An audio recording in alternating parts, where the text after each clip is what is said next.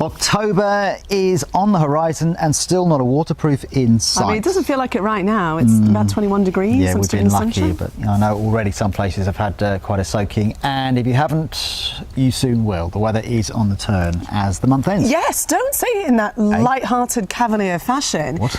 A bit of wind and rain. We've got a double hurricane hell on the way to us. 2 hurricanes, they form together, they make this massive superstorm. It's going to slam into the UK. I've read it in the papers and therefore it must be true. Calm down. You may have read it in the headlines, in the newspapers, yes, for sure, but that does not make it true.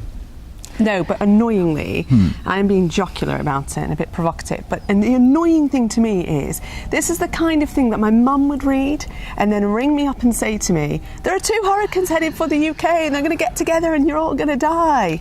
I'm not blaming your mum for one moment, far be it for me to do that.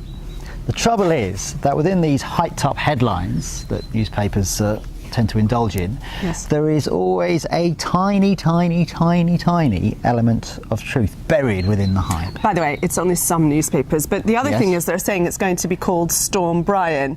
Let's just get one thing out of the way right away. Brian, the innocuous sounding Brian, yeah.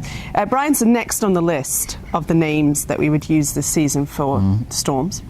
But a former hurricane, which already had a name, would not get a new name. So it wouldn't be Brian anyway. So let's start with that. And by the way, in the last couple of weeks, I've read about 3 different Storm Brians that are supposedly going to hit us, and we've never once yet had one. Yes, a stop clock is eventually right, isn't it? Twice so a day. Just a bit of the meteorology. At this time of year, it's normal for sort of hurricanes to be sort of wandering around in the Atlantic, and eventually some of the energy from those ex-hurricanes gets kind of entrained in the jet stream. The jet stream sort of delivers our weather.